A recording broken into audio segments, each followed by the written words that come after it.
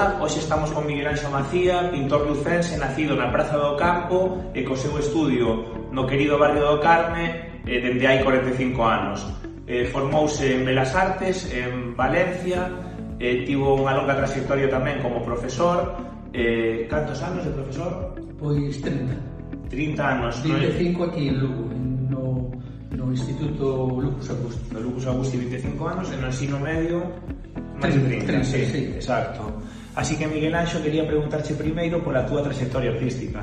Bueno, en primeiro lugar, moitas gracias por achegarvos ao meu estudio, que para mí é sempre unha ledicia, non? Cantos anos levo pintando? Pois, eu desde que descubrín que tiña unha vocación sobre os 13 anos, intentei por todos os medios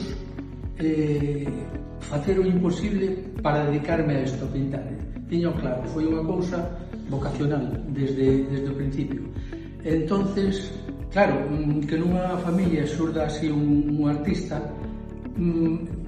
normalmente vese raro por parte dos pais que ven unha profesión artística un pouco difícil de estabilizar a túa vida e todo eso.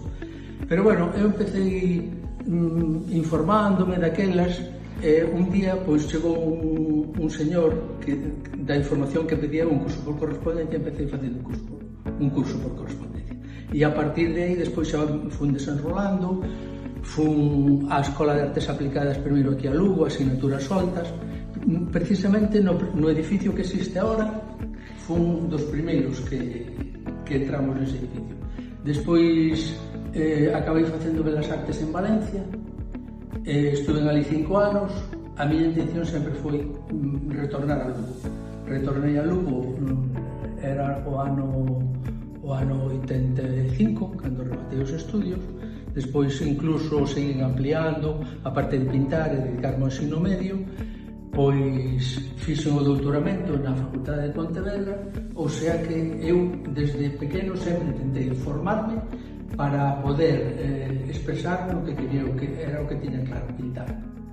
Dicíamos que naciches en Lugo, na Praza do Campo, o estudo aquí no barrio do Carme, lugares para min moi especiais, así que quería preguntarche como ser de Lugo destes lugares inflúe na túa obra.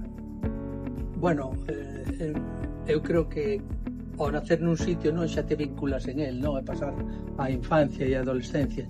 Entonces, como xa dixen, eu tiña pensado voltar a Lugo, e para mí Lugo é Galicia, pero sobre todo Lugo pois é a miña fonte de referencias, a muralla, os paisaxes da catedral, as vistas de Lugo, chovendo, con sol, con máis colorido, con menos.